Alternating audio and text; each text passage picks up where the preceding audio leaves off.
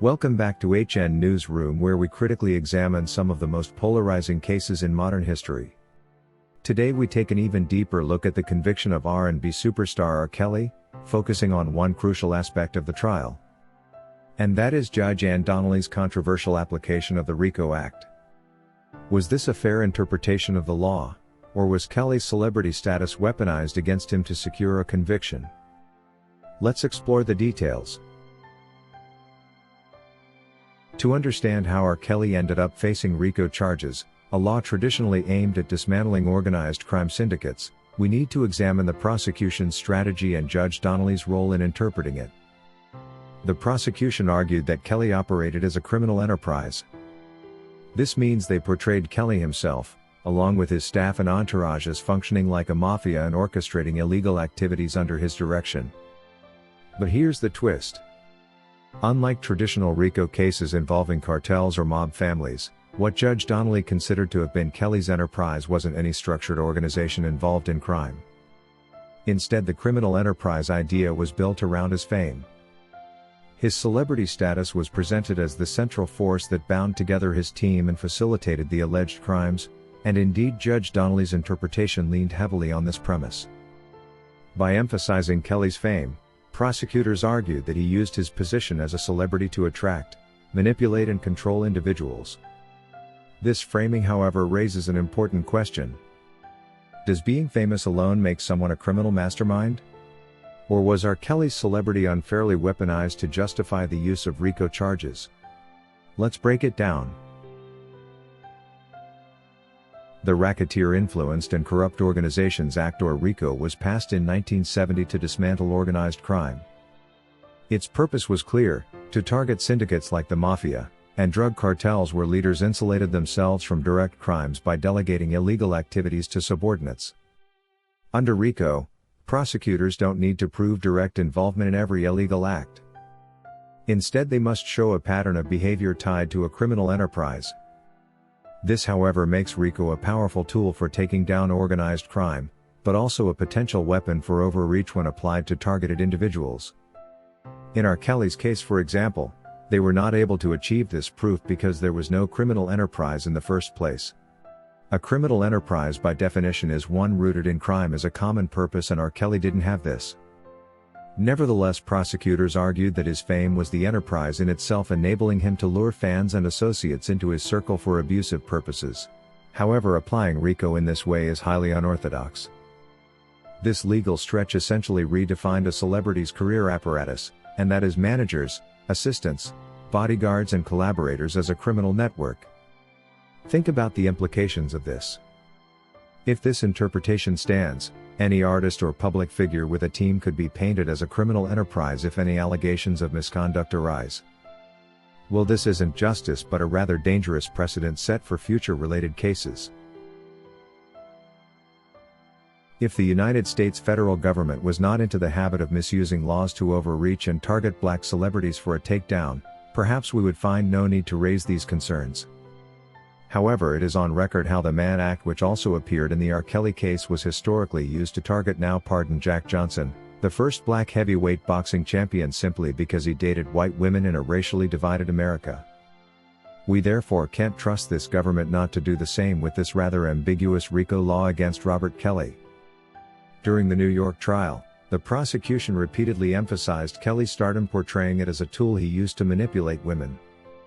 While it's true that fame can be a powerful thing to have, it's also true that fame often attracts opportunists whose intention is to lure celebrities and later blackmail them, along with false claims and exaggerated narratives. Judge Donnelly's acceptance of this false narrative played a critical role in the case. By framing Kelly's celebrity as the glue holding his alleged enterprise together, she allowed the prosecution to argue that his fame wasn't just a backdrop but the very mechanism of the crimes, which is highly prejudicial. This approach creates a troubling dynamic. Does being famous mean you lose the presumption of innocence? Or did Kelly's notoriety unfairly amplify the charges against him? The judge should have decided better. Now let's dive into the evidence presented at trial. The prosecution's case relied heavily on the testimony of alleged victims, painting a picture of Kelly as a manipulative predator. However, it's important to note that while these stories were harrowing to the ear, much of the testimony lacked corroborating evidence. Key details were inconsistent and in some cases timelines didn't align. In fact, the defense argued that the prosecution was relying on emotion rather than concrete proof, and they were right. They even questioned the credibility of certain witnesses, pointing out that some of the accusers had continued relationships with Kelly long after the alleged incidents occurred.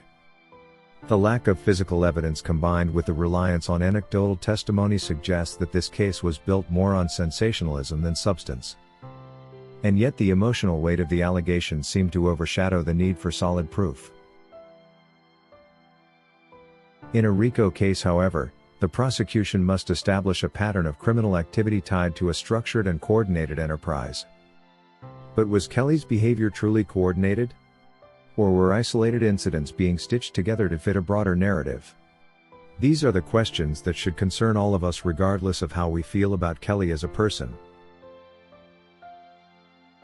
Judge Ann Donnelly was tasked with ensuring a fair trial, something she failed at miserably.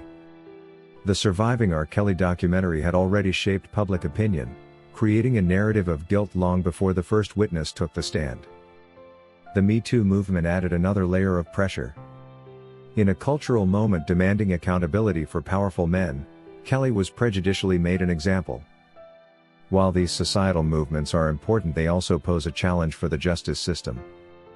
Courts are meant to operate independently of public opinion, yet it's hard to ignore the influence of cultural momentum in such cases. In fact, Judge Donnelly bowed to societal pressure by allowing the RICO framework. This brings us to a critical point, the precedent being set by R. Kelly's wrongful conviction. If the RICO Act can be used against an individual like R. Kelly, who else might it target? Celebrities often operate with large teams of managers, assistants and security personnel. If a few bad actors within these teams commit crimes, could the celebrity at the center be held accountable as the leader of a criminal enterprise? This interpretation blurs the line between individual accountability and collective guilt. It in fact raises the stakes for anyone in the public eye, creating a chilling effect where fame itself becomes a liability. The law should be a shield for the innocent and a sword for the guilty, not a tool for overreach. In this case, however, it seems the sword of RICO was wielded more to make an example of Kelly and as a tool for overreach than to deliver impartial justice. R. Kelly's case is a microcosm of larger issues within our legal and cultural systems. It forces us to ask tough questions about fairness, celebrity, and the role of public opinion in criminal trials. While no one disputes the seriousness of the allegations, the way this trial unfolded sets a troubling precedent. By conflating fame with criminality, Judge Donnelly's courtroom became a battleground not just for R. Kelly's fate but for the integrity of the justice system itself. As we await the outcome of Kelly's appeal, therefore, we must reflect on the implications of this case. Is the legal system upholding its principles, or are we witnessing the erosion of due process in the face of societal pressure? Let's continue this conversation in the comment section below. Do you think R. Kelly was treated fairly? Or was his celebrity status used against him? Share your thoughts below. If you wish to take part in a live interview on this channel discussing any of these topics, let us know by emailing us on sashahnnewsroom@gmail.com for scheduling. That is all we had for you today on HN What's Your Say? To keep updated whenever we post a new video, subscribe to this channel now. Also remember to hit the bell icon and enable notifications. And feel free to share your opinions with us in the comment section below, and let us know if you would like us to publish your views in our next release. We value all our subscribers' opinions.